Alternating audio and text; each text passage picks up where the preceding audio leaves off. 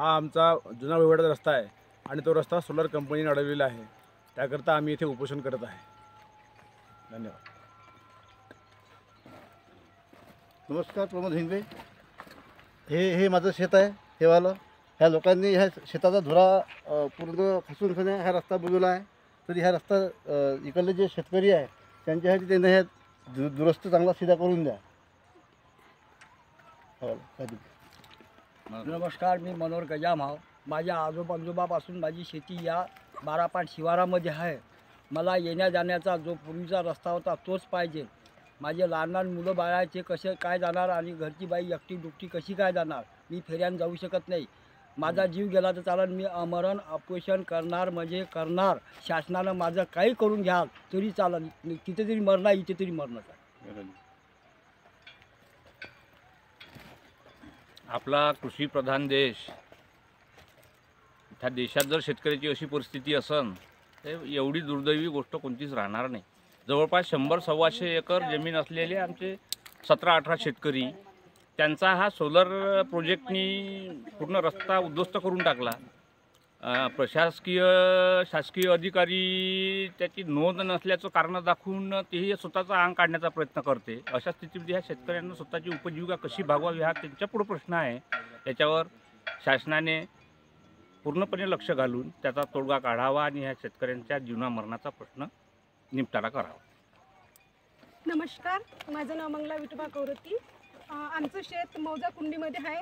आम्ही माझ्या लग्नाला 20 वर्ष झाले तेव्हापासून मी ह्या रस्त्यानं जात आहे आणि जे प्रशासन कंपनीवाले म्हणजे तिकडून हा रस्ता देते त्याला आम्हाला जास्त वेळ लागते। एकटी दुकटी म्हणजे माझ्यासारखी तर जाऊ शकत नाही, कारण की मी एवढा दूर याला 12 म्हणजे मजूर परवडत नाही। मी स्वतः एकटी कामाला येते, त्याच्यासाठी मला एवढा दूर येणं परवडणार नाही। सकाळीच येते मी। धन्यवाद।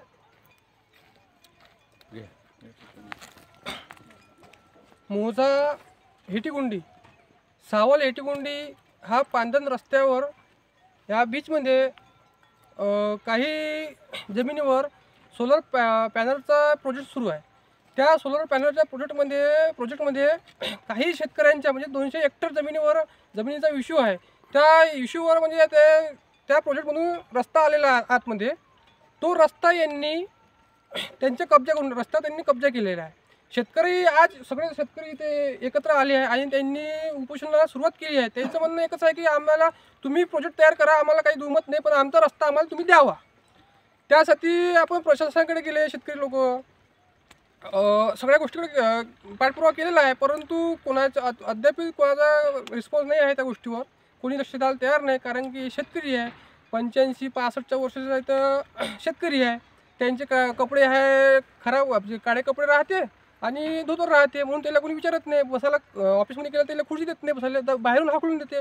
अशी हे मुजर प्रशासनाला माझी विनंती आहे की ताबडतोब तुम्ही या समस्याचा तोडगा काढावा व या उपोषणकर्त्यांना तुम्ही भेट द्या, त्याच्यावाले प्रश्न समजून घ्या आणि त्या प्रश्नावर कसा आपल्याला मार्ग काढता येईल ते तुम्ही प्रयत्न करा।